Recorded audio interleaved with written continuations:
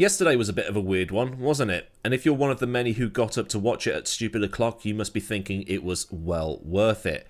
As opening Grand Prix go, it was an absolute banger, and it meant that things changed.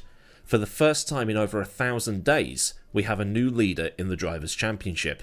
And in a way, it does kind of suck. It kind of sucks that there was an absolute banger of a Grand Prix that the vast majority of the F1 fanbase had to be up super early to watch. But it is what it is.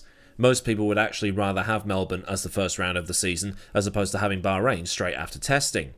I don't know about you, but there's a bit of an unknown about it that makes it a little bit better. They've spent 3 days setting up for one track, and then they go and race at that track immediately afterwards. Having a different circuit host the season opener means that the teams have to adapt, and that adds to the spectacle. But that's just me. Plus it means that you don't get bored of seeing the cars pound round one place longer than they otherwise should. If you follow. But either way, Formula 1 is back, which means I get to do the current affairs stuff instead of pounding out story times in the interim to just plug the gap in between the end of last season and the beginning of this season. So, well, I might as well get on with things, shall I? But, just as a bit of housekeeping, if you see images of cars from last year or the year before, otherwise within this 2022 to 2026 regulation cycle, it's because I haven't got any images yet. I'll have to buy one for this video, but I might as well just use older ones. I mean, I can use Checo instead of Lawson. They're essentially the same driver, aren't they? What? 6 drivers making their full-time debut was one of the big talking points. Gone are the days of rookies getting an entire winter of testing to make sure they're ready. Now they have to hit the ground running, and for a couple of them, it looked like it would be a case of, oh dear. Kimi Antonelli and Liam Lawson in cars that should be higher up the grid were eliminated in the first qualifying session, and for Kimi it must have looked like, oh, maybe he's not as good as the hype made him out to be, and for Lawson it was a case of, we told you to put Tsunoda in that car. But for Lawson, he pushed too hard in the first qualifying session and went wide on the exit of the fast chicane. He probably could have started another lap and there was enough time on the clock to do so, but he then went lawn mowing at the second last corner, and that was him done. Antonelli, though, I think he lost time on a hot lap because of gravel or something and damaged the floor in his car, so he couldn't really have another go, so he was knocked out by Bortoleto, by the slimmest of margins.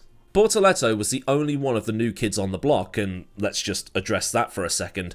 Lawson and Behrman are in their first full seasons, so are technically still classed as rookies, but either way, Bort was the only one to out-qualify his experienced teammate, which is probably going to be the best comparison in terms of pace, because, well, that Sauber's not exactly a brilliant car, and will likely be towards the back at most Grand Prix, unless they manage to get something fixed.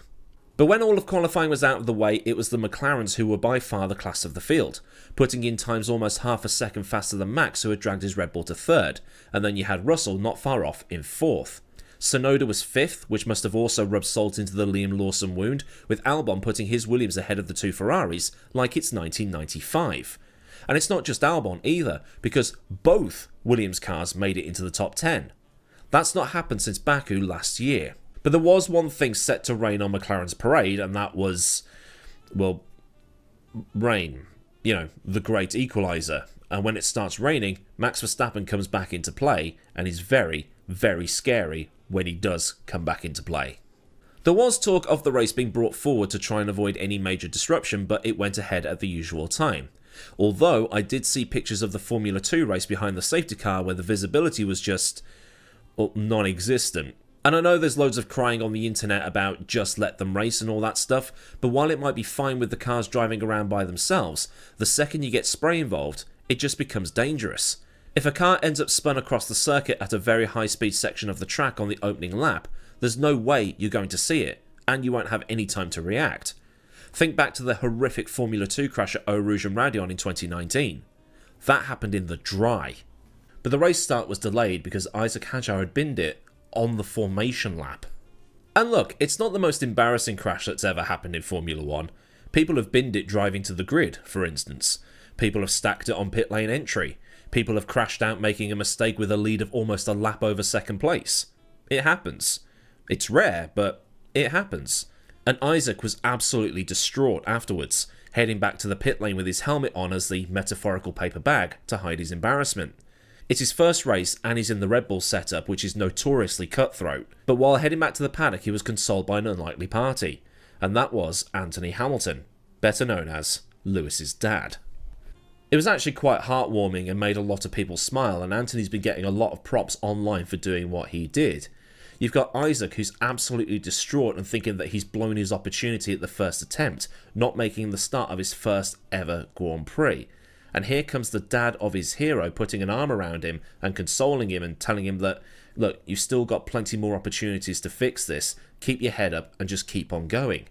But at the same time, how many drivers in their careers have binned it by putting the throttle down on a wet line like that? Far too many to count.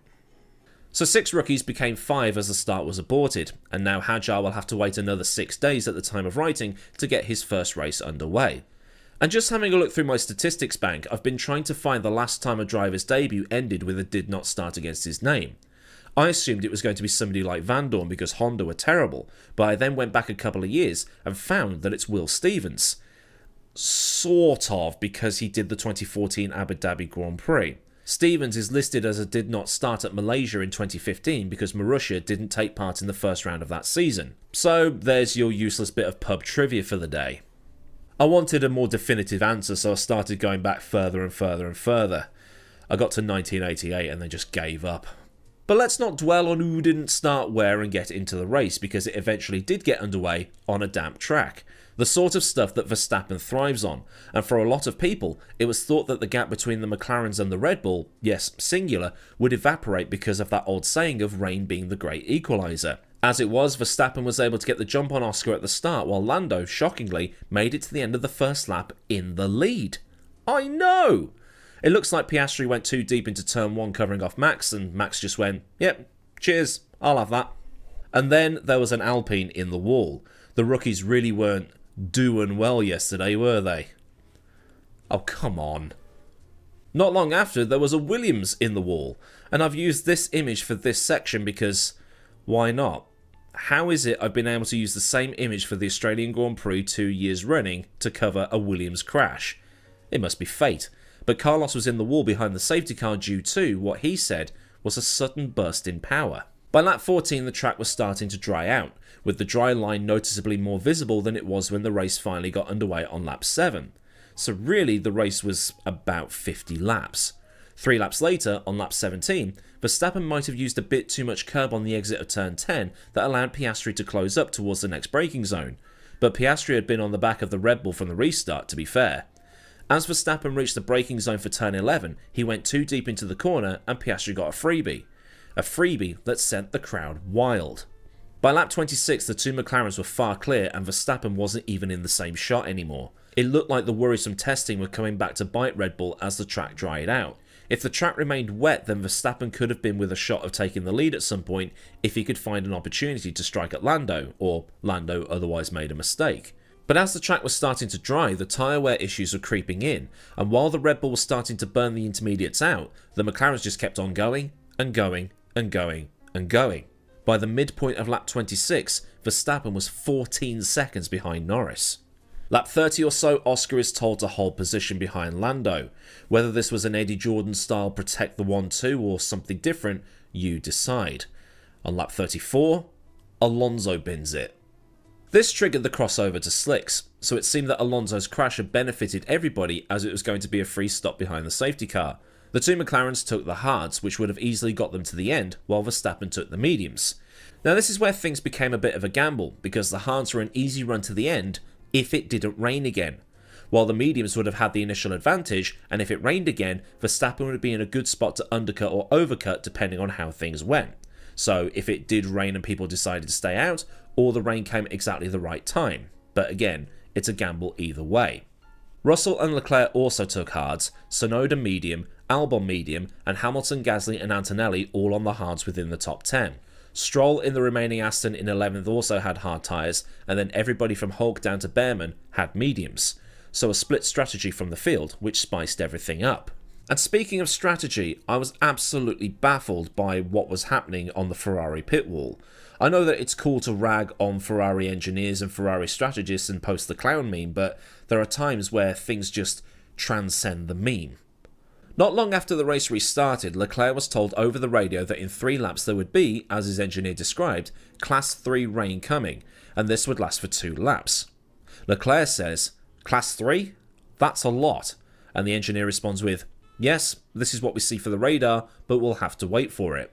Now, to be fair, his engineer was right because it did come about 3 laps later, with the 2 McLarens going straight on at turn 11, with Piastri ending up worse off as Lando was able to save it. Lando made a call almost immediately, or he might have done it earlier in the lap, to come back into the pits and take the intermediates again because now the track was greasy as hell. So Lando pitted, Piastri was stuck in the grass, and Verstappen carried on, doing another 2 laps. At the end of lap 46, Max came in and took the intermediates back on, but the 2 Ferraris of Hamilton and Leclerc stayed out for another lap. Which, like I said, was utterly baffling. But it somehow gets worse. I mentioned that Leclerc was told it was going to be heavy rain and lasting for a couple of laps, but Lewis was told it's not going to be that bad. So not only were the 2 drivers given conflicting reports, Leclerc stayed out despite being told it was going to be heavy, and they could see that it was heavy. And with Max pitting directly ahead of Hamilton, who was now up to second, surely Ferrari should have reacted to what Red Bull was doing. Leclerc even spun on the wet track, and Tsunoda also stayed out because reasons. Hamilton seems to not be used to the way that Ferrari does things. Bono is now with Kimi, and Lewis and Bono were a great team, so having to adjust to a new engineer and so on will take time. But Lewis is a guy who likes to just get on with things, so being told K1 all the time is going to take him out of his headspace a bit. But it was funny listening to Lewis say please after telling his new engineer to shut up. But there is a distinct difference between Bono and whoever this new guy is for Lewis. Bono is very clear in his instructions. Adami, is that the guy's name? He's just monotone. Norris got past Hamilton and back into the lead with relative ease, but then there were yellows out again because Bortoleto was in trouble and then Lawson found himself in a wall. Bortoleto's crash was quite interesting because the suspension broke as the car was spinning. You can see it on the replays. The car loops round so Bortoleto is facing the wrong way, and then the right rear suspension just breaks while he's still on the tarmac. Now, I'm not a mechanic or an engineer, so absolutely no clue how that's happened. So unless it was something breaking on the car that spun him rather than the wet curb, or was it because he was still in gear while the car was going backwards? Answers on a postcard. But if you go back and watch it, something definitely breaks as the car's looping round. All this cost Ferrari massively, because under the safety car, if you pit while everybody else stays out, you're towards the back of the queue, and the 2 Ferraris would dump down to the back end of the top 10 as a result, and would need to pull something off on the restart to maximise their points. Meanwhile, the Sauber of Hülkenberg made it to 6th in all that chaos, so it shows that Ferrari could have left with a bigger haul if they'd sorted themselves out. Leclerc got by Hamilton on the restart, and they both overtook Gasly as he wobbled on the exit of turn 2, and they looked like they'd be finishing 8th and 9th. But Oscar, who was recovering from his off when the rain came down, was storming back through, and on the final lap, at least I think it was the final lap, he went round the outside of Hamilton at the left-right chicane. An absolutely incredible move that you wouldn't try on many drivers. At the end of it all, Norris weathered the storm and managed to take the victory from Verstappen by 0.8 of a second, which I think might be a massive confidence boost for him because over the last 9 months or so, we've seen so many times that he chokes under pressure, and the call to switch to the intermediates when he went off at 11 was a key call in him winning the race. And yes, I suppose there is the car advantage as well, but if it remained dry, that's an easy McLaren 1-2 all day long. The McLaren's tyre wear seems to be a bit better than everybody else's, and this helped them a lot in Sector 3. And because of the lesser tyre wear, turns 9 and 10, so the fast left-right chicane, were no issue for the McLarens, and Piastri was able to take absolutely insane speeds through that section. The issue comes when the 2 cars were running nose to tail. Piastri was told to hold position when he seemed to be the quicker car. After getting that freebie off Verstappen, he was back on Lando's tail and well within DRS range within 10 laps or so. But Piastri did make a mistake of his own. Once they cleared the initial back markers, which is where that call to hold position came from, he lost momentum on the exit of 6, which is where Alonso stacked it, and that gave Norris a bit of breathing space. While Piastri had been trying to put pressure on Norris, it was Lando that soaked it all up, and Piastri that made the little mistake. And Norris, aside from that off when the rain came down, was utterly faultless. The only time he didn't lead the Grand Prix was when he came in for those replacement intermediates, and Max did those extra 2 laps or so. And as the race noted, Norris was probably paranoid from what had happened at Sochi in 2021, where he could have won the race but stayed out too long and ended up handing Hamilton his 100th win. The Alonso crash meant that he was swapping to slicks when everybody else did, so there was going to be no performance gulf between being on the wrong tyres. And then the swap back to the intermediates after his off was the right call, because the rain wasn't a quick splash and go. But the driver of the day has to be Antonelli. After being dumped out in his first qualifying session, people must have assumed that Mercedes made the wrong call, messing up hiring an 18-year-old as the next Verstappen or names to that effect. But after starting near the back and working his way up to 4th, which later became 5th because of an unsafe release penalty that then became 4th again because Mercedes successfully appealed, the confidence boost will be through the roof. He's still finding his footing, but he was the only one of the guys making their first ever F1 start to emerge out of the other side with the car in one piece. People are going to say he lucked out with the safety cars and the rain and so on and so forth, but in your first race, that's going to be a boost, however you made it that far up. But did you see the overtake that he pulled on Albon to get into 4th in the first place? He did exactly the same thing that Oscar had done on Hamilton, round the outside of the left-hander of that left-right chicane. Utterly amazing overtake when you consider that it was his first ever Formula 1 Grand Prix in the wet, and he could have easily just settled for 5th, but he was going to go for 4th instead and managed to pull off that absolutely blinding overtake. As for you, young Anakin, we'll be watching your career with great interest. That was more Obi-Wan than it was Emperor Palpatine, wasn't it? Well, Senator Palpatine as he was at that point, but it's best not to dwell on such minutiae. But it's a race down at least. F1 is back. So what do we take away from this one race? Well, firstly, it's that the McLarens look strong. Very strong. And it'll be interesting to see what happens after the FlexiWing ban that comes for the Spanish Grand Prix later on. The Red Bull in Max's hands claws something back when the track gets damp or cold, and it looks like it still has those tyre wear issues that it had last season. Was Max's mistake that gave Piastri second from trying to have that car on the limit too long to keep up with Lando? Not sure. The car definitely seems to have issues staying in the window, and as the track dried, the Red Bull's pace evaporated. Well, Max's pace evaporated. So Red Bull will need to fix that if they want to get closer. Ferrari, meanwhile, will have come out the other side of that going, what the hell just happened? Although rumours are there's a ride height issue or they did something to avoid plank wear or words to that effect. But I haven't found much out about that, so we'll have to take that with a grain of salt and maybe look into it more if that is indeed true. But it's the first time this season that the cars have been running competitively, so long shifts required to analyse the data so that everybody can have another go again when they get to China. The Williams looks half decent. To nab a 5th place in the first race of the season, with Carlos helping to coach Alex through after he went out, shows how much of a turnaround they're having this year, and the way the team seems to be functioning now seems to be an upward trend compared to how they were a few years ago. To have a decent amount of points on the board already is a great motivator, and those cars should be regular top 10 finishers over the course of the season. But as a lot of people are saying, it's only one race. Anything can happen in Formula 1, and it usually does. But I'd like to know what you think down in the comments. Was this the perfect way to open a season by having an unpredictable race that went right to the end, right to the checker flag with only a second between the two cars that finished first and second? Or, in the dry races, are we going to see it be very one-sided in McLaren's favour? Like I say, let me know down in the comments and get a discussion going. So then, a bit of a review of the opening round of the 2025 Formula 1 Championship with some opinions thrown in for good measure on the main talking points. If this thing has made you think things about the thing, then like this thing so I know I did a good thing. And for more things from the channel, get the subscribe button thing clicked and ring the bell thing so you never miss out on any thing that I do around here. I'll get used to saying that again at some point. Massive thanks as ever to the rad lads over at Patreon for the continued support, and if you want to help out with the picture purchasing piggy bank, there's a link to Patreon in the description, along with links to Discord, socials, affiliates and other bits and bobs you might want or need to know. Well, the super thanks if you want to top up my coffee cup, and memberships for Patreon without the Patreon.